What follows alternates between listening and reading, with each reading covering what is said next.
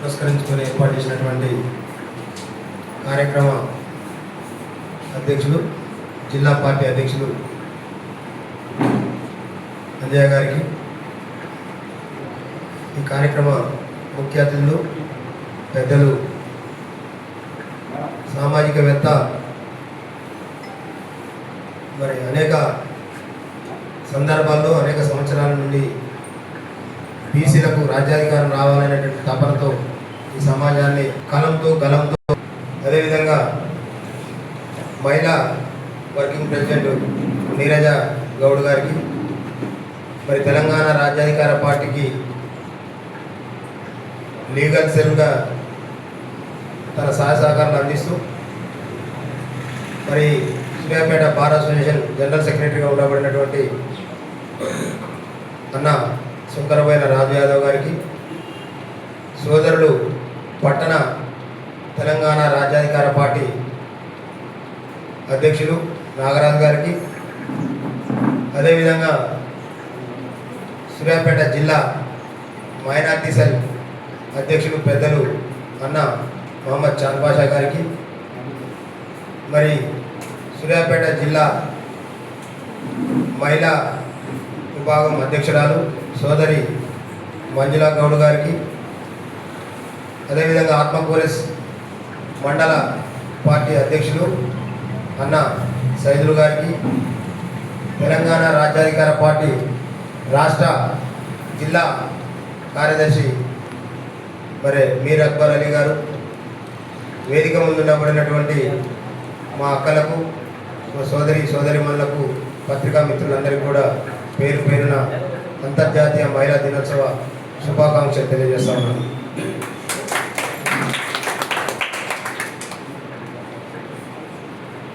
మరి పెద్దలందరూ మహిళా దినోత్సవం గురించి చాలా స్పష్టంగా తెలియజేయడం జరిగింది.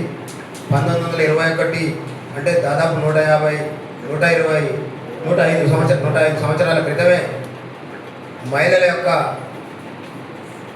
గౌరవానికి సరైనటువంటి ప్రాధాన్యం దక్కలేదనేటటువంటి పోరాటం చేసినటువంటి చరిత్ర మరి ఈ దేశంలో, ఈ సమాజంలో ఉంది. మరి ఆ పోరాట ఫలితంగా మనకు ఒక రోజైతే కేటాయించారు. ఆ రోజు నాడు కేకులు కట్ చేస్తున్నాము, శాలువాలు కప్పుకుంటున్నాం. అంతవరకైనా ఓకే. ఇంకా పెద్దలు చెప్పినట్టుగా 33% రిజర్వేషన్ అన్నారు. అక్కడ కూడా కొంత అన్యాయం జరిగిందనేది గతంలో వ్యతిరేకించినటువంటి వాళ్ళు చెప్పారు. సరే, ఇప్పుడు బలం వాళ్ళకు పూర్తిగా ఉంది కాబట్టి నెట్టుకొచ్చింది. మరి ఇవన్నీ అక్కడ ఉండబడినటువంటి వర్గాలకు అనుకూలంగా ఉండే విధంగా సమాజానికి మేమేదో చేస్తున్నాం అనేటటువంటిది చూపించుకుంటేనే మనల్ని దోపిడీ చేసేటటువంటి కుట్రలో భాగాలే తప్ప నిజాయితీగా ఈ సమాజంలో ఉండబడినటువంటి సగానికి పైన ఉండబడినటువంటి మహిళలని చెప్తూ, మరి ఎస్సీ ఎస్టీ బీసీ మైనార్టీలు 90% అని చెప్తూ, మరి ఎక్కడ కూడా ఆ వర్గాలకు ఆ ప్రాతిపదికన ఆ రిజర్వేషన్లు రావట్లేవు అనేటటువంటి వాస్తవాన్ని కూడా మనం గ్రహించాల్సినటువంటి సందర్భం. ఇంకా ముఖ్యంగా తెలంగాణ రాజ్యాధికార పార్టీలో భాగస్వాములైనటువంటి మా సోదరిమణులు గ్రహించాల్సినవి, ఈ సమాజంలో 90% ఉండబడినటువంటి మనం